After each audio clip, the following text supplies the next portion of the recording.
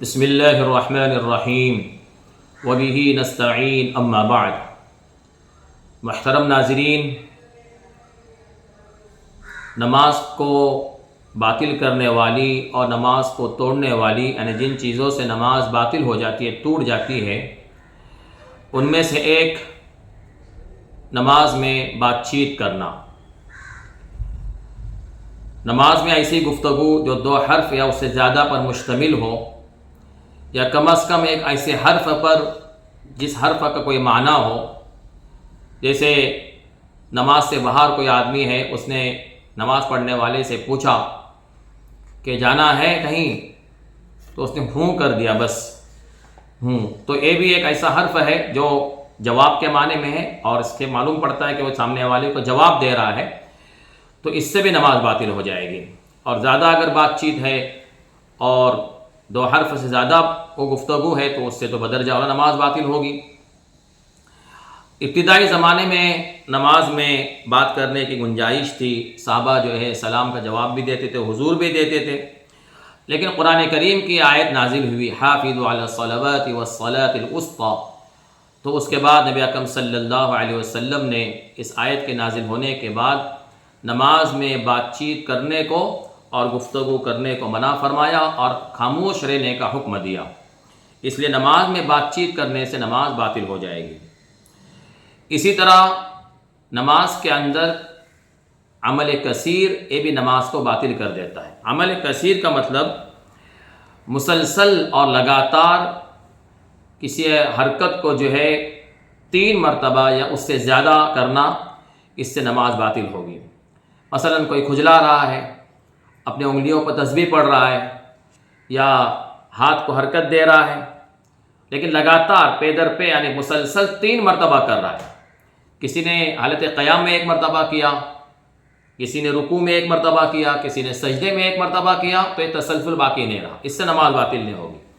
تسلسل کے ساتھ لگاتار 3 مرتبہ کوئی حرکت کر رہا ہے، تو اس سے جو ہے نماز باطل ہو جائے گی۔ یہ نماز کے خشوع اور خضوع کے اور نماز کے مقصد کے خلاف ہے کہ نماز کے اندر آدمی جو ہے ارکان کو ادا کرنے کے بجائے، نماز کو صحیح کرنے کے بجائے دیگر چیزوں میں لگا ہوا ہے، اس سے نماز باطل ہو جائے گی۔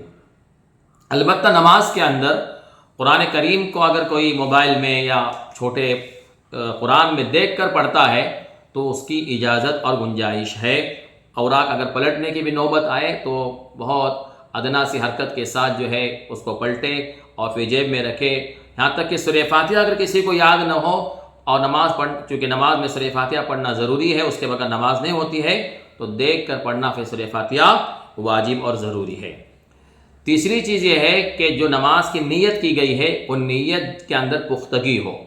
مطلب یہ ہے کہ نماز کو توڑنے کی طرف نیت اس کی نہ بدل جائے، اور نماز کے اندر شروع میں جو نیت کی ہے وہ اخیر تک نیت جو ہے نماز کی برقرار رہے، نیت میں کسی قسم کا شک، نیت میں کسی قسم کا تردد اور نماز کو توڑنے کا قصد نہ پایا جائے۔ اسی طرح نماز کے اندر جو ہے کھانا پینا، نماز کے اندر جو ہے دوران صلاۃ کھانے پینے سے نماز باطل ہو جائے گی۔ چاہے پھر دانتوں میں پہلے سے پھنسا ہوا کچھ کھانے کے ذرات ہو، وہ نماز میں اگر باہر آ جائے تو اس کو پھینک دینا چاہیے، لیکن اگر کوئی آدمی اس کو پھینکے بغیر نگل لیتا ہے تو ایسی صورت میں نماز باطل ہو جائے گی، الا کہ بغیر قصد کے اچانک جو ہے نکلا چلا گیا تو بات الگ ہے۔ لیکن منہ میں ذرات ہے، منہ میں کچھ دانے ہیں، یا دانت میں پھنسی ہوئی کوئی چیز باہر نکلتی ہے تو اس کو پھینک دینا چاہیے، یا ٹیشو وغیرہ میں لے کر جیب میں رکھنا چاہیے۔ لیکن اگر کسی نے اس کو نگل لیا تو اس صورت میں نماز باطل ہو جائے گی۔ اس کے علاوہ جو نماز کے شرائط ہیں، جیسے قبلہ رو ہونا، نماز کے دوران قبلہ رو ہم تھے شروع میں، لیکن اچانک ہمارا قبلہ ہٹ گیا، نماز باطل ہو جائے گی اگر ہم نے فوراً جو ہے درست نہیں کیا تو۔ اسی طرح نماز کے اندر جو ہے باوضو ہونا ضروری ہے، لیکن نماز کے دوران جو ہے ہمارا وضو ٹوٹ گیا تو نماز باطل ہو جائے گی۔ نبی اکرم صلی اللہ علیہ وسلم نے حدیث پاک میں ارشاد فرمایا کہ جب تم میں سے کسی کا وضو ٹوٹ جائے تو اپنی نماز کو توڑ دے اور وضو کرے اور پھر دوبارہ نماز پڑھے۔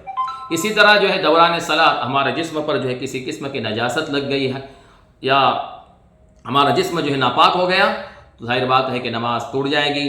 ہمارا سطر کھل گیا تو شرائع اگر پائی نہیں جا رہے ہیں نماز کے دوران، تو ایسی صورت میں نماز ٹوٹ جاتی ہے، اس کو دوبارہ پڑھنا ضروری ہے۔ واللہ اعلم بالصواب، وآخر دعوانا الحمد للہ رب العالمین۔